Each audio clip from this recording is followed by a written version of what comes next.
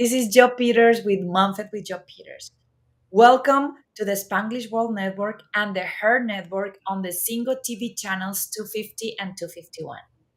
Please remember to download the Single TV app in the respective app stores, iOS and Android devices. While you are downloading, make sure that you leave a comment. The app is Single TV is also available on Google Chromecast, Amazon Fire, Fire TV, Roku, and Roku Stick in all smart TVs since 2016. Today we are going to be going. I think I feel like I say this very often, but today this topic is very close to my heart.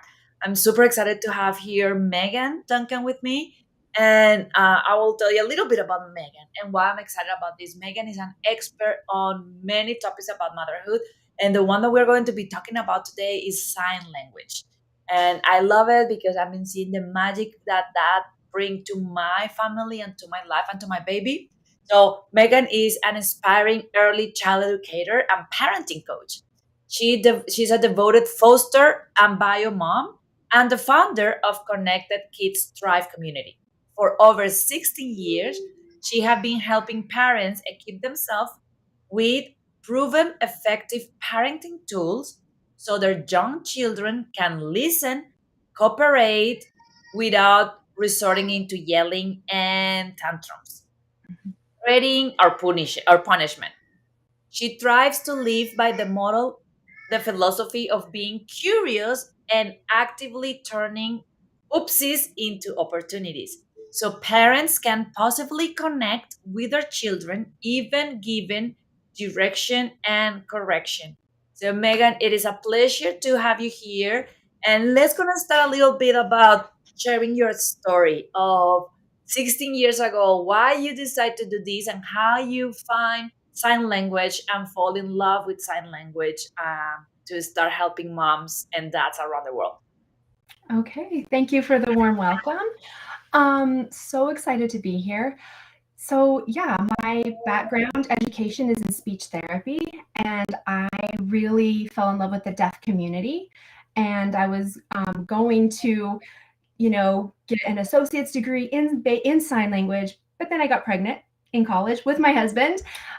So my education kind of stopped there, as happens to so many moms. But I learned so much in the sign world that I did give that gift to my baby, and at 6 months old, she could request her favorite book. She would go, "Rawr," her lion book, and she could say dog. She could tell me, and she could actively access vocabulary and tell me what she needed, what she wanted. And it was just so beautiful. So I taught Babysign at a local library. I did it the wrong way first, which is amazing because then I knew how to do it the right way. And I'll share a little bit more about that later because it's super important. And then my husband got laid off. So I had to open a preschool childcare in my home.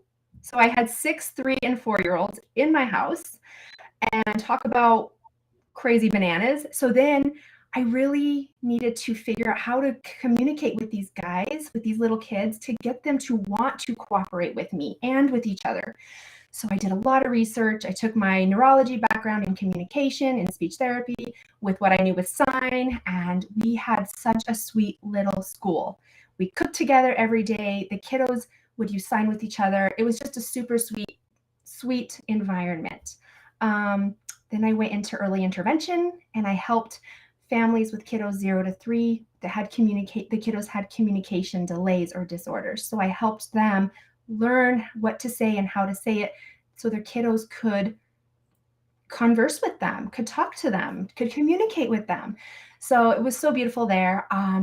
And now I'm a parenting coach. I'm a foster mom, and I was asked to create, materials for regular everyday moms and parents because of what I've done in my background. So there's no age too young or too old to start. Obviously, little bitties, it's so powerful starting day one or whenever. But anytime I get a foster kiddo into my home, we implement silent cues with them because it just hits them in a different way, that nonverbal communication. my foster son's favorite sign right now is responsible, because, and yes, and it's, and I can, thinking about behavior and behaviors that we want to repeat and how do we want to reward that. It's just so beautiful. Sign is just so beautiful no matter what age, but obviously starting with the little ones is the best place. And I love that because I will say a little bit about my journey too. I am a little bit of like ADHD, and I know that we have something similar there, and a little bit of like type A. So, Mhm. like, literally, the first one of the first three books that I bought, I was in the third trimester. I remember I found out that I was pregnant in October, and then in December we went on a holiday, and one of the first book that I got was a baby sign language book and a set of flashcards. Um, and I remember in that holiday, like I didn't even have a belly yet. And then I was just flipping the cards, learning. So I learned that through my pregnancy. And I started doing that with my baby. We are going to be talking a little bit more as you start sharing. I can share my experience too. But I agree with you that giving them that opportunity to communicate even before their brain is ready to articulate words is such a gift to help them to grow up as empowered, strong, confident kids, young adults, and then adults, because then since early age they feel empowered to know what I want matters, and I can share with the people that I love what I need, what I want. So I'm completely in love with you and what you do, and this world of baby sign language. I also love how you are talking about the deaf community, because one of the things that being a Latina in North America, I'm very aware of diversity and minorities. And I know um, that we need to do this the right way and see it as a tool, while we also share with them and teach them that we are using a language that belongs to the deaf community and give that respect to them, so we don't cross the line of cultural appropriation. So I think that we're going to have a very nice talk today. um, let's gonna talk a little bit about your phrase before we dive in, because Okay. I love your phrase. Because one, I always ask my guests, tell me one phrase that resonates with you. And Megan's is, let's actively model turning oopsies and mistakes into opportunities so we can enhance our communication, our cooperation, our connection with our children. So let's gonna talk a little bit about that, about what that means with oopsies into opportunities. Yes. So when we think about behavior, we we always want to model behaviors that we want our kiddos to have. So if we want our kiddos to say, "Oh gosh, I'm so sorry." If we want our kiddos to say, "Oh mommy, I see that your laundry basket is full. Would you like me to take that to the washer?" Granted, those aren't up, that last one wasn't an oopsie, but if I drop an egg on the floor, if, how I model turning that into an opportunity to learn and take accountability, right? If I could say, oh man, my hands weren't very careful. That was so slippery. Oh well, I'll just clean it up versus getting mad, if I trip over the dog, instead of blaming the dog, I can actively turn that oopsie into an opportunity to be like, oh gosh, dog, I'm so sorry. I wasn't paying attention. And, it's so, my preschoolers did this all the time. They would take what I'm giving them, turning those oopsies into opportunities, and they took accountability for everything. It was so amazing. So our kiddos can do this, but they have to see us doing it first. If we step on a bug, if they're everything we do, they are sponges, and so we are modeling behaviors no matter what we do. So we really just want to take all the opportunities and model really amazing behaviors that we want them to imitate back. And we are not going to go derail. I'm going to try my best. But one of the things that I love about modeling is, I was in my coaching with my moms too, is we can tell our kids 3 million times per day what we want them. We want them to be independent, to love themselves, to have self esteem. And they will never learn as easy, as fast, and as deep as when they see us behaving like that. So if I'm telling my kid, oh, you need to love yourself and put yourself self, but they are seeing me running myself to the ground or getting oopsies and getting frustrated, that is not going to help. So I love, love, love that phrase. And I think that I'm going to invite you to in another episode to talk about that part of your Okay. job with parenting. It's going to dive into the sign language. So Okay. let's, let's going to talk. I want you to share with the audience. And then we have all the spectrum. We have mom to be, new moms, and then moms of toddlers. So it's going to talk a little bit about what is baby sign. What is the concept of baby sign language? And one thing that is very important that I love to do in these cases is what it is and what is not. So Okay. let's start there. All right, so let's talk about what it is not first. So it is not a hijack of, like Joe already mentioned, of American Sign Language, ASL.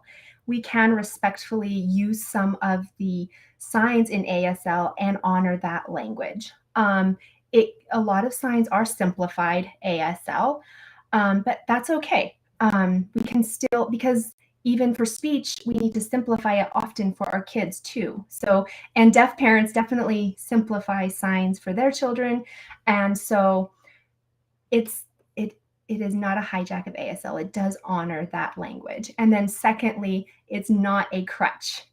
You know, in the speech therapy world, sometimes even speech therapists and a lot of other professionals do say that don't use sign because it'll make your kid not talk. Years and years of research prove that that's not true. There's so many children who are nonverbal and preverbal that it actually helps. And for children who are preverbal, we always want to pair it with speech, and it actually elevates and enhances their ability to talk sooner. So, myth debunked. It is not a crutch, it is a ladder. It gives access. It gives our children access to communication. I love that. And I love the concept of that because if you are a mom that are trying to do this and or you already are using it and your child is taking a little longer to speak and then you get some of these paradigms, oh, you need to stop the sign language. One of the things, because with my boy, and we're going to talk about this later with Megan, but I speak in Spanish, my husband is speaking English, and we both speak in sign language. So my boy is 18 months and he had like almost 100 signs that he communicate, but verbally he only says like 3 words. And then we are having that push of, well, you may need to stop signing, encourage him to do the word. And one of the things that I always do, and I want to invite all of your mamas if are in the situation, is can you imagine how frustrating will be for your child to be able to communicate and for any reason, either because he's in a bilingual world that is still a little confusing what word to use, or because their muscles are not there yet to speak, how frustrating is for them to be clear in their mind that they want to communicate with you and not be able to, and how loving is to tell them you are not going to use this tool that we have that reduce that frustration, that allows you to communicate, that allows to understand each other, just because I want you to check the mark of society of you need to be saying these many words at this age. Because the concept of, and you can correct me, Megan, but the concept of the development of a speech is not about the number of words. Is about, that is a measurement to see if your baby is being able to communicate themselves with the world. So that is something that is very close to my heart because I see so many uh, teachers, daycare people, even sometimes medical people, to tell mamas to stop doing this. And yeah, your baby will eventually get forced, but what is the cost? How much frustration, how much stress, how much not useful feelings your baby is going to go through that when you take that away, or when you decide to not include it because of fear of that language delay. when, like Megan is saying, is not a proof of that. So that is fascinating, Megan. Um, let's gonna talk about how, like, now what it is. We talk about what is not, what it is, and then how part of what it is, baby sign help us to attune to our children and help us to have a closer attachment, trust, and relationship. Okay. Okay. So baby sign is a manual way of communicating with our kids. And when we communicate with more than just speech, because honestly, most of our communication is body language, anyways. Speech is just a small component of our language. But when we can add more meaning, our children make faster connections in their brain. And the cool thing about sign is there's only about 30 muscles needed to for an adult or a child to communicate, in very intentional ways. Speech is about 100 muscles. So it does take our kiddos a long time, and for good reason, to coordinate all these 100 muscles. I actually, in college, I had to write a paper on how to say my name, Megan, and it was 30 pages long on how to say my name because it's such a complex process. So when we can give our kiddos access to easy communication, it's just so amazing. They're active parts of their world, not just like passive recipients of information. They can tell when they want water or when they're thirsty or when they're hungry. They can tell us and we can respond. So how it helps us attune to our children. So I have a little doll here. It's my daughter's doll. And so, when we're gazing into our child's eyes, see if you can see, Yep. we're attuning here. When we're just locking in, we're cooing with them, we're petting them, we're attuning. But we can take that deeper when they're fussing or when they're telling us something with their little grunts. We can say, I wonder, are you feeling thirsty? Thirsty, no? Hungry? How's your belly? Are you feeling hungry? And we can just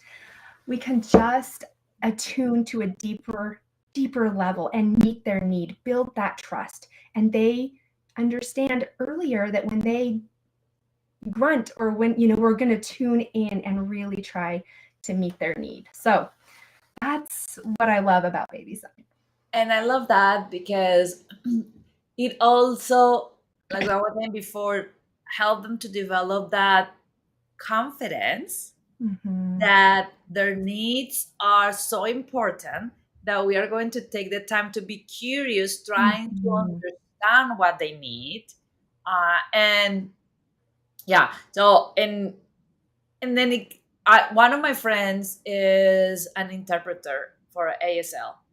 And one of the beautiful things that I was talking with her is it also become almost like this as the kids start growing older. It also is almost become like this secret superpower that you have with your kids. So she was telling me that in that sometimes when moms want to start teaching manners to their kids, then you always say like, say thank you, or are you going to say thank you in the supermarket in the registry? And then she was saying that she never had to do that because she only have to sign to remind her kids that cue, so she doesn't make them feel embarrassed of that, like, oh, mom just told me so I have to say it. And then also bring a lot more of meaning when they say it, because the person in the registry doesn't probably doesn't know sign language, so she very gently just do the cue, and Yeah. they say thank you so much, and then the kids see the cue, understand their secret superpower tool with the mom, and then the kids are like thank you, and then the person is like, oh wow, you have such a polite, educated little boy. So I love how it can grow with your family. So from being a tool to help your baby to communicate with you and you to be curious about what your baby needs, as your baby start becoming toddler and then a young kid, then it can also become that very stretched bond of you and your baby, where you can still keep using a lot of those signs um, outside whenever they are doing it. Even, for example, another one that I was thinking about is on the holidays, Mm. like when there is a lot of noise, when you are busy, and then there is a point that the kid's voice is not very loud, so they need to get to the point that they almost yell, and then at that point you are like, why you are yelling? Where if they just want drink water, doesn't matter how loud, how busy the house is, they can look at you and tell you one or two movements, and then you are going to immediately say like, oh wow, give me 1 second, my child needs some water. So I love uh, sign language. It's gonna talk about how much of Can a I Can go I ahead. mention 3 quick things, Absolutely. onto what you said? So, sign language can help sibling rivalry, and I'll talk about that in just a second. And just as you were saying that the family bond. So I cook with my family all the time. Cooking is such an important thing we can do with our kids to elevate their confidence and help them feel valuable and significant. But I have toddlers, I have foster kids. So when I say, "Oh, wait, show me wait. What can you do with your hand?" It gives their hands something to do and helps them be successful in waiting. So, and the other thing that's so great about sign is um, we as parents, we just dictate to our kiddos all day long, all the time. Their teachers do. They tune adults out actually over time because we're constantly telling them, get your shoes, get your water bottle, do this, do that. I mean, but when we can just actually, I asked my daughter, what sign do I use like a lot with you? And she's like, shoes. I'm like, shoes? Yes.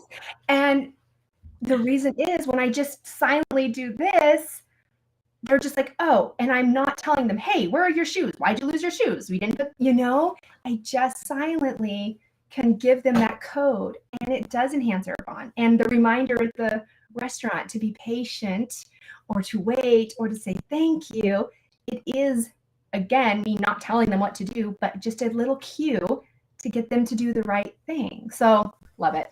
I love it, and I want to go back to the sibling rivalry because we have a lot of moms around the world that had a toddler and they are expecting a newborn, or that their kids are just 1 2 years apart. So I want to go back to that, and now I want to talk a little bit about the gift to the child as early as 6 months, and how it's going to help them to access early communication and help childs to meet their needs. So the first thing is I want you to share how soon. I was telling you before we start the show, like I literally start having some of the signs with my baby almost as a newborn. Like Yeah. not newborn because I have a lot of issues in the first trimester, but around 2.5 months, 3 months that I was finally starting to feel myself again. And then people was like, his brain is not capable to learn that, and I was like, maybe his brain is not, but his energy is. So like every time that I put him in the breast, I was like, are you liking your milky, your Yes. milk? And I wanted to talk about that, is how early moms can start doing it, and then what are some of those tips for them to start preparing to do it, because also people are like, I don't have time to learn a completely full Yeah. language. So Mhm. let's gonna see how you can tell them, okay, when you can start and how is an easy way, and actually what are the ones that you can start working on, and what is the purpose of them. Okay, so okay, as far as age, start as early as possible. Start yesterday. Start when your baby is in your belly, in utero. But start now. If you missed yesterday and in the belly, start now or start tomorrow. It's just, and you only need a few simple signs. And remember at the beginning, I said I made a mistake when I started teaching sign. What I did was I had a little baby class, all the mommies brought their babies, and I taught the ABCs. Why is that such a problem? It's not meaningful to the baby. They don't care. What we want to do is what words are constantly in our own homes. We want to think about that first. And then as our baby gets a little older, what are they looking at? Are they looking at a tree? Whoa, big tree. It's so big. And we're giving them a very big vocabulary way, way early. And then they can imitate this. They can't say it, not yet, but they can imitate this, and they might approximate like a E or a T or something, but we're bonding over that object. So don't do ABCs, don't do colors, because it's not meaningful to them unless he's so, the baby is super engrossed with the tree. Then you can say, I love how green it is. Wow, it, it's different than the blue sky. Oh my gosh, do you love that too? We can do that and pull in color. If you know green or blue, you can do that. But colors and, academics aren't meaningful to these guys. We want real language. So we want mommy and daddy and water and milk and doggy, things that are in the environment that we can repeat over and over and over. I could go on and on and on. Absolutely. I love that. And I love that because that was something that I face myself too. Like, what are some of the words that I want to learn first? And Mhm. again, colors, letters. The other one is manners. So things like please or thank you. Now I use them because he's a devil. But at 3 months, 4 months, people ask me like, why you don't do that? I'm like, because right now we are trying to communicate. And if I teach him that is please milk, and then he grab this and connect that to milk, it's going to be very frustrating for him sign that, Mhm. and I'm not giving him milk. So the words early on, what I did, and what is what you are saying is need to be words that allow you to understand what your baby need. So the dog, that's mommy, that's daddy, eat, water. Words that when the baby does, then you are like, oh yeah. What if the baby does please? You are going to be like, Yes. please what? Please food, please milky, please hug. So I love how you make it very simple. So moms don't need to feel overwhelmed of, oh my God, I need to learn a full language. You need to pick only a couple of signs and then build from there. Yes. One thing that I want you to talk about is, when do you give up? When do you are like, yep, my baby's not signing back. This is a waste of time. I just waste all this energy and baby is not signing up. Like, is Yeah. there a time limit that you need to be like, yep, my baby's not picking it up? I would say no, don't give up. Your baby needs to see you do it depending on their age and how actively they are, interested in what you're doing 100 times, 50 times, 100 times, 200 times. And again, the ultimate goal is connection. That's it. The ultimate goal is connection. Yeah, we're giving them a different way to communicate and access language. The ultimate goal is connection, and we're connecting with full body instead of just speech. When we're doing, I wonder, do you need milk? Like, it's not a waste of time. It is enhancing your communication, even if they never sign, even if you did it all through the childhood. Now, there are things we can do to help them spontaneously sign and give us, signs back. And that's by offering choices. So I'm going to put my baby doll down. We could say, do you want water or milk? Water or milk? And you want to shift to make it very clear. And when we give choices, we invite imitation. And little speech tip, offer the choice that you think they're going to be that you think they're going to be the most successful with, or the one you hope that they're going to choose. So if you hope that they want water, offer water, because that's the last thing that their brain interprets, and it's the most readily available thing to imitate. So what you're saying is give the option that you prefer or that you want or that you think that they like, the second, the last. Yes. And that's a good tip, and that didn't you. I'm going to implement that one right away. One thing that I want to share with all the mamas from, because sometimes we are like, oh yeah, Megan, you are a teacher and that is what you do. So I will tell you, as a student, I start signing at 3 months, 5 months, 6 months, 7 months, and I hear all this that I completely hate sometimes. All the social media, all these 6 months old babies just signing milk and mommy and daddy, and my little bag of potato was not signing anything. Like anything. And but we keep doing it, and then he starts signing around like 10 months, 11 months.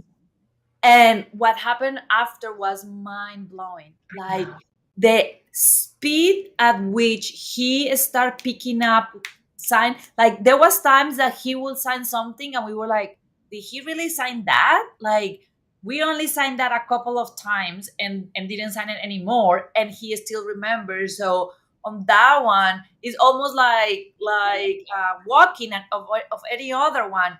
It may take a little longer, but when they start, they start. Like I will tell you, my baby didn't sign anything until he was like 10, 11 months. And in only 7 months, he went from like 0 signs to almost 100 signs. And he fully communicates now with Mhm. his signs. So it's also part of that, of trusting that you are doing the right thing, trusting that it's helping your baby, and trusting that your baby, it's okay that your baby had its own speed on how Yeah. they want to react.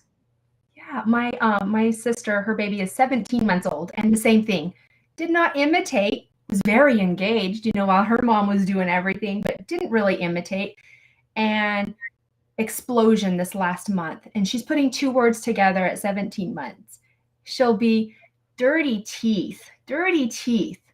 Like she's saying two-word imitations too. Like it's not an imitation, sorry, that's spontaneous. She owns that. Oh, it's so thrilling. And she was just absorbing so much. It did take her a little bit more and more confidence to, spit it back out. But um, and that was a concern for her too. She was like, what am I doing wrong? Why is this not working? Is something wrong with my kid? Is something wrong with me? No, no, it will happen. And again, communication is just a byproduct of the connection that's happening. I love that. The other thing that I want to talk with you is how we as a parent can um, handle two things. First one is when they are using a sign in their own way. So Mhm. do we start signing like they do? For example, daddy, my baby sign for daddy is this. Mhm. So we say that. I say like, yeah, that's daddy. And then he's signing like that. So how we do that.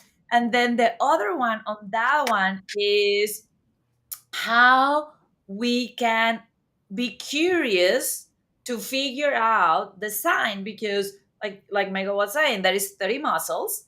So your baby seeing that you are signing water, but maybe what they are doing is this, and they think that they are doing water. So how we as parents need to be curious and concentrated into, you are making that movement a little more intentional than just randomly touching your face. You may be wanting to communicate something. Let's gonna be curious and see what do you want. Because that was something else that I learned, that there was a couple of them that my baby was signing for a while, for several weeks, before I connected and say, oh, so you want daddy, when he was tapping into his head. So we're going to talk about that part of the star signing and how we can keep encouraging and growing that part. Okay. I get so excited. So, first of all, the way you explained it was absolutely perfect. When your kiddo does this and it's daddy, the way you said was, "Oh, you're saying daddy. Yeah, daddy." So you don't tell them, "No, it's not like this. It's like this." You just accept it, but you model it correctly. Daddy. You're saying daddy. Let's go get daddy. Let's reinforce that behavior, let's reward that behavior naturally. Something a little tip here too, to really help with speech development is bounce the syllables. So we think in syllables in speech. So whenever you do words, bounce them in the syllables. So daddy, water, mommy, whatever it is, bounce the syllables because that helps speech come sooner rather than later also. So there's a quick tip. Does that answer that first question? So here's another little tip too. Say the word 3 to 5 times. And so whenever they do this, you're like, oh, daddy, you want daddy. Let's go get daddy. So you're reinforcing You're really helping that neural pathway become really robust, much quicker than, oh, daddy, let's go get daddy. So they're really starting to reframe what that that motor plan and all of that looks like. Does that answer that one? Absolutely. Okay. And then curious, I love that. If they're doing something like this and you think it's water, but you're not sure, you know, the beauty of sign and being full body involved in attuning into our kiddo is we can say, I wonder, are you saying water? And then we can be like, oh, and they're going to give us, something, some sort of reaction, no matter how old they are. And when we get it wrong, they're going to tell us too, which is so powerful for them when they know that we didn't get it right, but we're going to try again. And that embeds other behaviors of failing and trying again. And it's okay. Like it's beautiful. There is no wrong way. If you don't get it right, we can just try again. And our kids will let us know. And we're tuning into their needs. And I love that you're explaining that, because part of that diversity and inclusion with the ASL and the deaf community is respecting the words, and where the root of the word come. And then two analogies that I have with my baby. The first one was with that. Uh, we were talking about it with my friend that is ASL, and she was like she's saying like, you don't know if in his mind he may think that this is what he's doing, even when his hand is still not doing that. So if you change to do what he's doing, he's going to get confused. He's like, I thought that was this, but now you are doing this other thing. And that makes a lot of sense, because they are actually imitating. So why I love how you are saying, hey, you model the right way, acknowledging that is what they are saying, but then instead of saying, no, it's not like that, it's this, just acknowledge it and model the right way. And then the other one that I love that you said on, don't adjust to their own word to make your own language, is you will not do that with any speaking language, right? You will, if the word is cat and your little one starts saying Gio, you're gonna stop. Like, sometimes for pets, yeah, but normally you reinforce the right word. You say, oh, you are calling the cat Gio, that is a cat. And then I think that was part of that respect from that deaf community of, we honor that, yeah, it is cat, it is cat, it's not whatever else the baby's saying. So I love that. Megan, um, let's gonna talk a little bit more into how sign language, even when they are not listening, when we do sign language, how sign language can be a powerful, magical tool to help kids to learn to listen in a different way, Mm-hmm. since they are very young, and that how that is going to build up as part of some of their skills as they grow up. Yeah, we kind of touched on this a little bit ago. As parents, we dictate to our kiddos all the time. Go pick up the dog poop, go put your dish away, where's your shoe? We say all these things, but when we can just say, then they're like, oh, I'm going to go do the thing and they have agency. They get to decide. We didn't tell them what to do. We just gave a little reminder, you know? And dog poop, we're just saying one word, a small cue, and they get agency and ownership and independence when they go do the thing. Now, if they resist and whatnot, we can, deal with that. But like I said, my foster son, we use weight a lot because he's got some things going on. He's had some experiences, and he's antsy. And I'll just do this, and then he'll do this with both hands, and it helps him wait. So it helps him be successful. It hits him in a different way. It impacts him in a different way. And then, like I shared before, responsible. 2 R's. Responsible is one of his favorite signs, and when he does anything good, not anything, but most things, he'll be like, hey, and he says responsible. he misses, some of those sounds. So I can model the sound back. Oh, you are so responsible. What did you do? Show me. And he'll go, show me. And I'm like, wow, how did you do that? Because I want him to tune in to what he did, how he did, so he can repeat that behavior in the future for himself. So that's kind of what it is. My husband, my daughter, and I, we all use I love you. Um, when it's just when we're walking out the door, just a silent I love you. And, when my daughter is having, she's 9, when she's struggling with something, I don't need to fix her feelings. I just need to be present with her. And I just put an I love you over my heart, like I'm here. And it's that silentness just brings her down. We co-regulate. It's just so amazing. And when they do it to each other, my foster son and my daughter, I love you, or you're amazing, or whatever, it just is it impacts in a different way. And I love that because baby sign language in the last 10 years is becoming a lot more popular. And I feel sometimes sad that moms don't have people like you. One of the things that I'm big on MomFit is we as moms are like the lead coach of the football team. And we need a team around us, our support system, to help us to win the marathon of motherhood. And I feel sometimes sad when I see that in their support system, they don't have a coach, a person like you in their support team to help them to connect all of these. Because what I'm seeing a lot is they do all of these amazing work 6 months to a year and a half, 2 years. And as soon as the babies start talking, they just stop sign language. That is fine.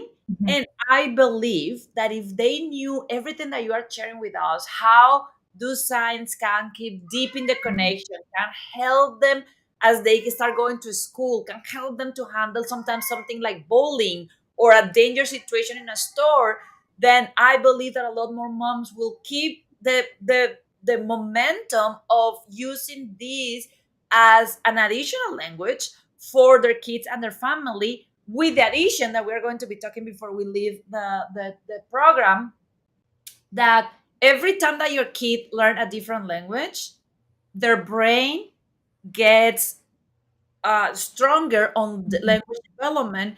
And I will tell you something, because my kid is bilingual. The threshold is 3 languages. Yes. You learn the first one, it's challenging. You learn the second one, it's a little easier. You learn the third one, it's a little easier. After your kid move that third threshold, all the other languages are a lot easier, because that part of the brain is so strong, so developed, that can do it. So I love how you are doing there. It's gonna touch, because we open a loop that I want to make sure that we close. How sign language can help with siblings rivalry. Okay. But really quickly, Yes. sign language, for the reason it's so powerful for, kiddos entering elementary school, is those B, D, Qs, and Ps. They get flipped in the kids' writing, right? But when we compare it with a B, a D, a P, and what is P? Oh, a P and a Q, right? Our kiddos don't get that confusion when they compare it with a sign. So it helps all the way when they're super learning how to write to getting, when they're learning more languages later. So just wanted to touch on that. Thank you for Um, that. Sibling rivalry. Okay. Yes. So I was on a coaching call just the other day, and the mom was talking about sibling rivalry, and she does have a little one. So this is even more exciting. She's actually going to take the class that I'm offering soon. But um, when we can invite, so if we want better behavior from our kiddos, we need to be thinking, how can we help them feel valuable and significant in our family team? That's why I love cooking so much with kiddos. They're helping nourish the family, right? So they're feeling valuable and significant. That's a big way to do that.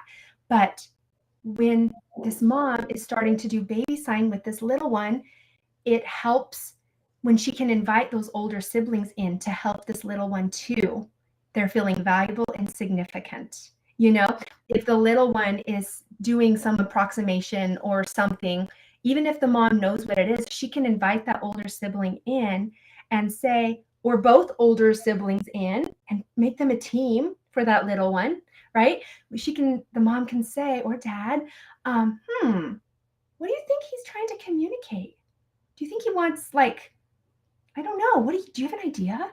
And then they're like, oh, water, mom, he wants water. And so we can reinforce that behavior.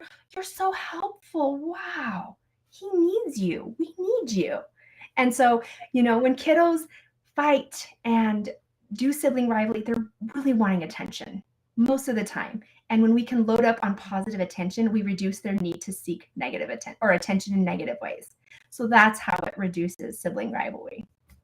Thank you so much for that, Megan. Okay, I cannot believe that the show is getting to an end. I totally gonna bring you back to go deeper with you before the end. The year is over, but now I want to ask you a couple of things. The first one is, if you could only give one message to all these moms and new moms to be about baby sign language, what is that one message that you want to share with them and their families? And then, if they fall in love with you like I did, how they can reach out to you if they want to learn. I know that we have a super nice event coming on the 21st, so let's gonna talk a little bit about that and tell us how they can reach out to you, and what it will be one thing that you will share with them. Okay, thank you. Let's go to your first invitation first. So I think I want to go back to modeling oopsies as opportunities, because if we get it wrong, it's okay. We're tuning in. That's the ultimate goal, you know. And our kiddos, when they tell us, no, you got it wrong, and we can correct ourselves with them, we are deepening our bond. Our kiddos know that we make mistakes. We're not perfect. We're modeling humility and accountability when we make mistakes. If they're thirsty and we're saying water or whatever, or hungry, oopsies is opportunities. So don't give up. Again, the ultimate goal is connection and deepening your bond. And sign just enhances all of that in so many profound ways. And then, again, oopsies is opportunities. Really, you don't have to put pressure on getting it right. I'll quickly just share, flashcards. Be very careful with those, because kids don't want to see signs on a card unless they do. Some kids dig it. Some kids love it. Most kids don't. And it's pressure. When we put pressure on our kids, they tap out. They're not interested anymore. So when we can really team with them and make it about communication, then we're much more successful with them. And just remember, our kiddos have to see it, hundreds of times. And that's okay, because it's about the connection. It's not a waste of time. They'll get there. Does that feel good? Yeah, absolutely. Now tell Okay. us how they can. I know that we had it in the banner in the bottom, Okay. but let us know how about your Yeah. community and how they can reach out Okay. to you, and All what you're right. doing the 21st. Okay, so I'm Meagan Duncan. My community on Facebook is Connected Kids Thrive Community. That's my parenting community where we talk about all these things and more, always dealing with communication, cooperation, and connection. That is what we talk about, and how to do it very respectfully with our kiddos to get them to team with us. I'm really, really proud of it. So follow me there on Facebook. And then on the 21st, I am hosting a Babysign class. It's free. Everyone's invited to come. We'll talk about some of this stuff, but we'll go deeper into some other things. And so I'm super thrilled about that also. And I invite everyone to attend and follow me for more parenting stuff, because this is the most important job in the world, and we don't have to get it right. What we do is enough, and we can do other things too to enhance our outcomes with our kids. So Absolutely. So you know that, go on Facebook and reach out to Connected Kids Thrive Community and Megan Duncan. And also make sure that you are follow me, Unicorn Mama Coach, in Instagram. And thank you so much, Megan. This was lovely. I love everything that you said and how much wisdom and value you add to everybody involved. This show can also be heard on the Spanglish Radio Network. Please check out www.spanglishworld.ca for all the news and programming. Spanglish World. Watch it, hear it, read Mhm. it, download it, and leave it. Thank you.